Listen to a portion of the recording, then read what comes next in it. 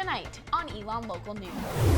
Elon Dining's newest retail option is finally open after almost 2 months of delays. Whether you're traveling for fall break or staying on campus, we've got prices at the pump and other ways you can get to the airport.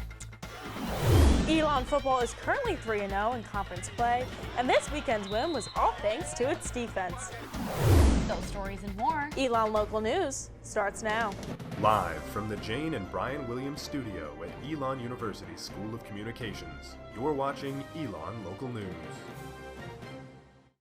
Good evening, and thank you for joining us tonight. I'm Annemarie Bonner. And I'm Margaret Faust. Welcome to Elon Local News.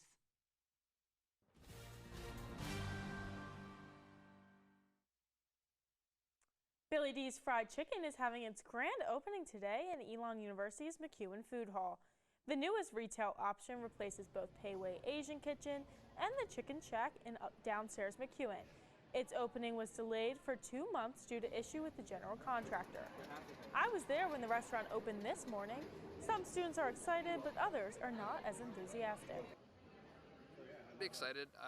I'm, again, like I said, a really big fan of hot chicken, so it's exciting for me. Because I saw on the website that it's open, and then first I saw the line and I'm like, I'm not gonna get it today. So then I just looked at the menu and my God, is it overpriced? I definitely think that we do have chicken, a decent amount here, but I think it's different enough. I'm excited, a new place to eat, try. Yeah, I feel like having things here forces me not to go off campus and not to spend my money, so. Well, we actually have some Billy D's with us. We have chicken tenders and fries. So we're gonna give it a try. Okay, I'm gonna have the chicken. You're gonna have the fries. Okay, so sounds let's good. See here. Pretty good. I'm gonna try a little piece of that chicken too. Yes, please do. I am a fan. I think it's really seasoned, not just on the outside, but it really, like marinated into the chicken, if you will. Very crispy. What about the fries? I think the fries are pretty good. You know, it's interesting because earlier today when I went for lunch, they gave me waffle fries, but now there's regular fries, so it's a little bit interesting. Maybe they have both. And they have this dipping sauce here too. They had plenty of sauce at the dining hall as well, so many options to season your chicken. And the restaurant will be open until 10 p.m. tonight. It will also be open tomorrow and Wednesday of this week. Students are gearing up for the drive to fall break destinations, but it isn't a free ride. Gas in Burlington is 20 cents more expensive than it was 2 weeks ago. I talked to students about what these prices mean for their fall break travel plans. Before I would kind of fill up at like a half a tank, but now that prices are really high, I kind of resort to like the last minute when I need to get gas. I'm driving back with a buddy of mine, so maybe he can help pay for some of it. But I'm just gonna have to suck it up, and luckily I have a car with good gas mileage, so I hopefully won't have to fill up more than once, and then I don't know, it's just gonna suck for a while. It's definitely something I'm cognizant of. I try to compare prices while I'm driving by, keep in mind where it's cheaper, but if you gotta get there, you gotta get there. Hoping to just cover a tank of gas on the way there, and one of my other friends that's in the car is going to cover on the way back to sort of give our friend that's driving a favor of not having to pay for her gas. Honestly, a little nervous because obviously I'm a college student, so I don't have a ton of money, and Nashville's already expensive, so definitely saving up specifically for the drive. Now, different students had different strategies. Some want to fill up before they hit the road. Others plan to go as far as they can before they need to refuel. To help you make your decision, we've compared gas prices around Elon and throughout the country. So here at Elon, Circle K across the street and Harris Teeter off South Church Street are tied. BJ's in Burlington is a little less expensive, but you have to be a member to fill up there, so that is a good reminder. Now, the Rego in Burlington, it's off of Huffman Mill Road. It is the cheapest there with $3.29. Now let's take a look at the greater North Carolina area. Greensboro gets a little bit more expensive, $3.50 there. Raleigh just a few cents behind. And here in Charlotte, it is expensive with $3.60 as to be expected in a bigger city. Now, if you are headed south, Now, you definitely want to fill up before you hit Charleston. There, it's pretty expensive, $3.48. Columbia is a little less expensive, and then even cheaper if you're going all the way into Georgia. If you can make it all the way to Savannah, that is definitely a good call. Now, if you're headed up north, you can see that DC is the most expensive area that we looked at for this research. So if you are headed north, make sure to fill up along the way before you reach the city. A place like Richmond is a great place to do that, where gas is $3.46 a gallon. Now, if you're headed west towards Nashville, which is a very popular spot, especially for seniors this year to go on their fall break, the gas in the city itself is $3.60. Now, you can see on the map here, Nashville is a little orange, and all of this area over here is blue. And that means that all of this area over here is less expensive than the orange part here in Nashville. So if you are going to make it to the city, we recommend that you fill up in any of this blue area before you get there, because that will be less expensive. Now, you also want to make sure that your car is in good shape before you hit the road. We don't want any accidents. We want everyone to stay safe and have fun. Many students preparing to travel off campus need help getting to their destinations. However, on campus, the Mosley Center will be staying open, coordinating travel to and from the airports through its shuttle service. Elon Sr. and van manager Grace Clift works at the Mosley Center. She oversees transportation on campus and helps organize shuttles to the airports in Greensboro and Raleigh. She says it's a great option for students who don't have cars on campus. Really great opportunity. You're having a one-way guaranteed drop-off and pickup both ways, and it's easy. We try to make it as simple as we can for students. Currently, around 150 students are registered for the shuttle services. Cliff says this is a higher number compared to fall break last year. And we encourage students to do it ahead of time. So if you know where you're going for Thanksgiving break, for winter break, go ahead and book the shuttles now so that we make sure we can serve the student population as much as they need. The shuttles to Greensboro are $40. The shuttles to Raleigh are $50. Payments are non-refundable. The shuttles run Wednesday and Thursday to the airports, with 3 times available each day. Coming back on Sunday, the shuttle will run for 3 times from the airports to Elon. Candidates running for state and local offices took to the Gibsonville Fall Festival to campaign. Their message for you ahead. You're watching Elon Local News. The midterm elections are less than a month away, and candidates in Alamance County are wasting no time when it comes to campaigning. Our Kira O'Connor has the story. Music, food, and people filled Gibsonville this weekend for the 2nd annual Fall Festival. Some people were there for pumpkins or face paint. Others were pounding the pavement, campaigning for the midterm elections in Alamance County. Alamance County School Board candidate Seneca Rogers and North Carolina House of Representatives candidate Ron Osborne were one of many at the festival vying for votes. A great festival like this gives you plenty of opportunity to see multiple people and have multiple conversations.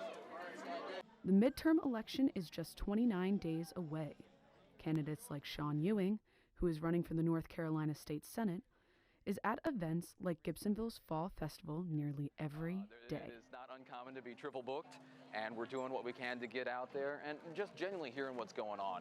Because different parts of Alamance, different parts of Randolph, everything is regional around here. So we need to understand what's going on in the different areas in the district. Anthony Pierce, candidate for the Alamance County Commissioners, says he came to the Fall Festival to meet people where they are, a key part of his platform. Represent all of Alamance County, which I aim to do, then you have to go all over Alamance County where the residents are. Candidates like Kelly White, who's campaigning for Sheriff of Alamance County, not only spoke to community members about their platform, but the importance of voting in this election. Your vote matters. That's the key. Your vote matters. Take this time out, just 15 minutes out of your day on October the 20th throughout, and all the way up until November the 8th, to take time out to go vote. Vote for the person that you feel that's going to bring great change to Alamance County. Kira O'Connor, Elon Local News. Early voting in Alamance County starts October 21st, and Election Day is Tuesday, November 8th. For more information on voting in Alamance County, visit elonnewsnetwork.com and click the Politics tab. A new gym in Burlington is using the change of season to draw in new business and bring the community together. O2 Fitness Club held a fall festival event in its kids club on Saturday with activities, games, workout classes, and more.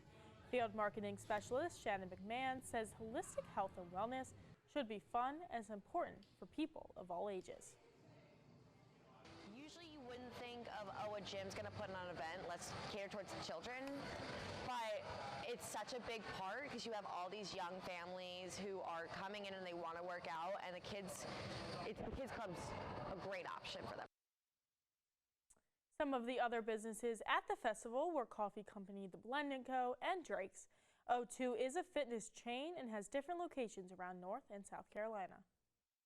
Tomorrow is National Coming Out Day.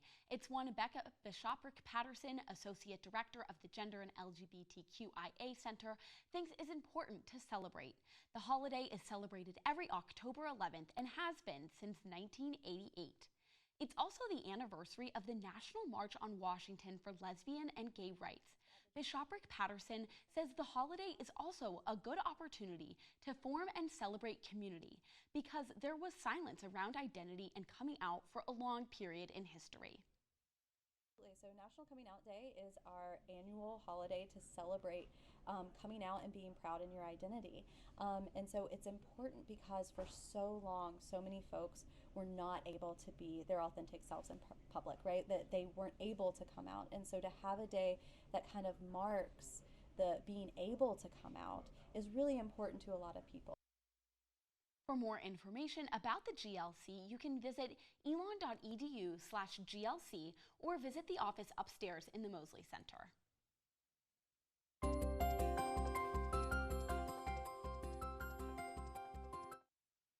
Joining us now with your fall break forecast is our Fiona McAllister outside under the oaks. Fiona, good evening to you.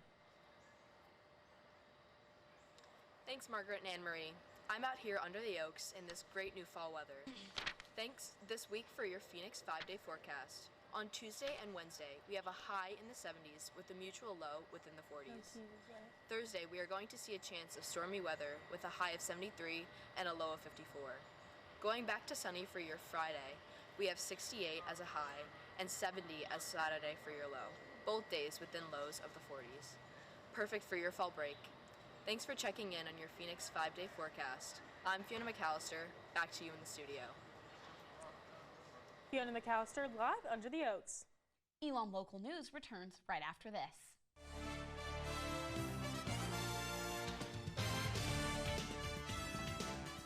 Joining us now live with the latest in sports is our ENN Sports Director, Mason Willett. Mason, tell us what's going on in the world of sports. Thanks, Annemarie and Margaret. What an exciting weekend in sports. Elon football begins a new week of practice ranked the same as last week in the NCAA FCS rankings, but moved from 3rd to 2nd in the Colonial Athletic Association rankings. Saturday's win against Towson was all thanks to his defense and special teams. Elon has only allowed 6 points in the second half to its opponents through the 4 games before Saturday. Not much changed here. After giving up just 1 touchdown in the first half, the defense only allowed 1 field goal in the second half. Head coach Tony Trisciani praised his players and staff for their ability to make adjustments in the second half of the game.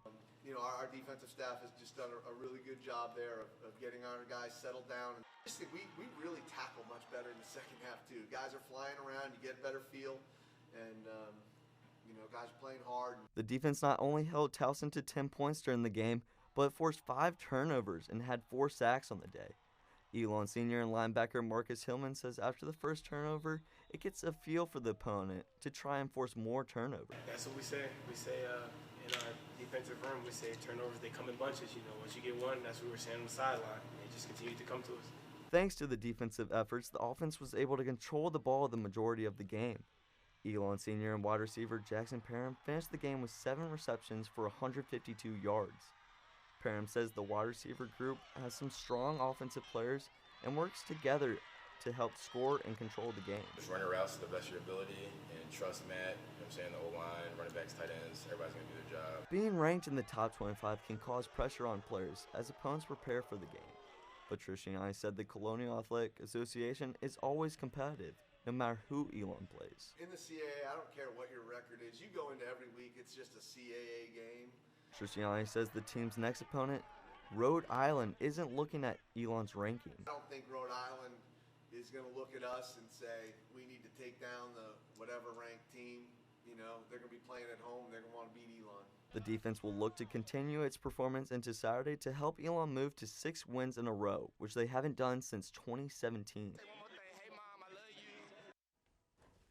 This Saturday's game is an away game and kickoff is set for 1 p.m. Rhode Island is currently 3-2 overall and 1-1 in the conference. One Elon football player also broke a program record for career field goals made during Saturday's game. Elon senior and redshirt kicker Skylar Davis is this week's Colonial Athletic Association Football Special Teams Player of the Week. Davis made a kick of 51 yards and 48 yards on Saturday during the game. Those were the 60th and 61st of his career. The previous record was 59.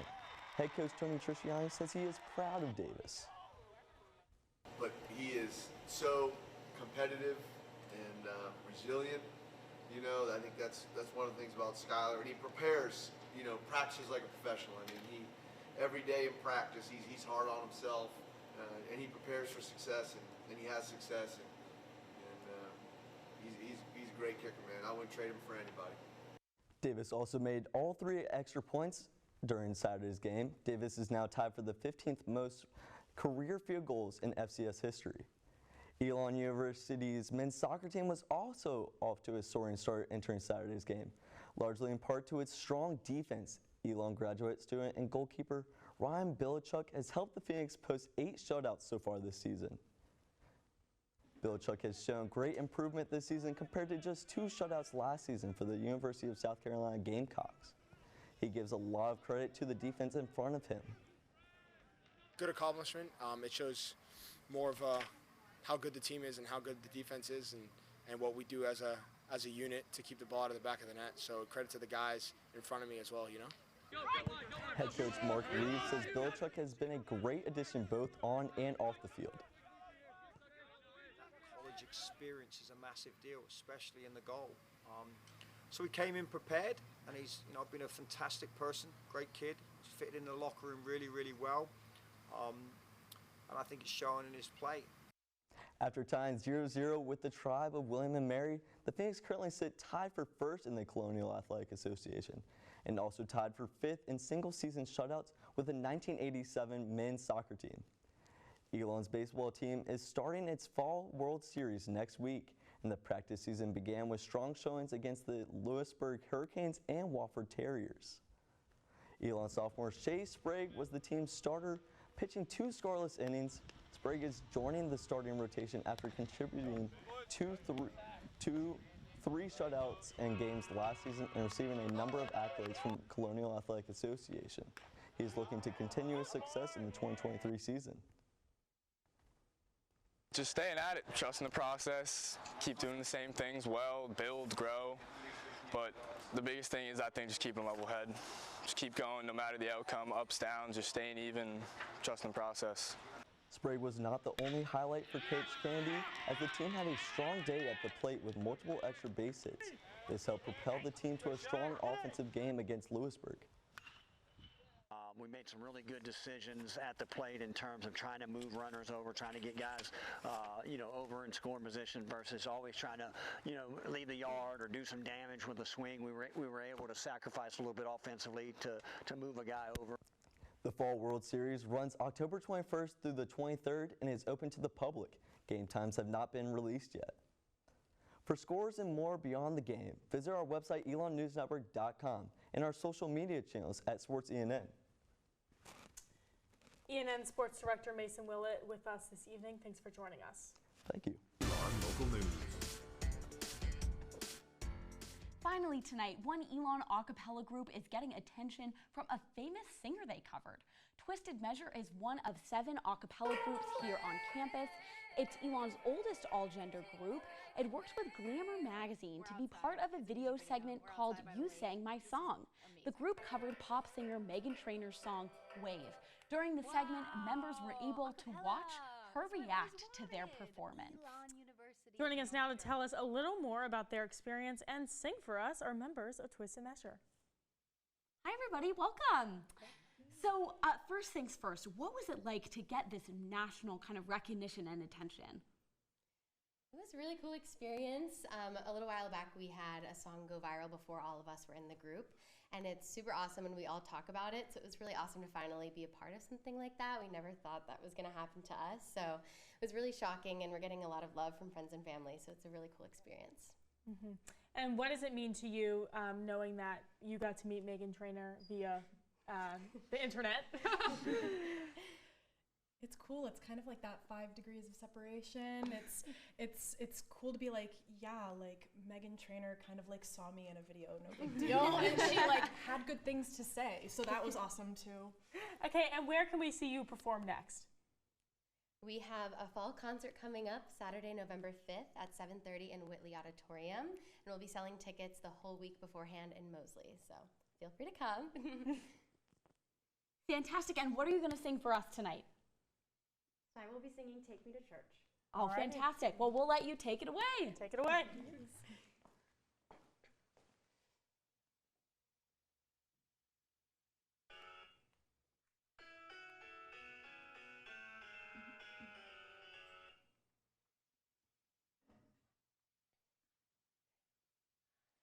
Jonah.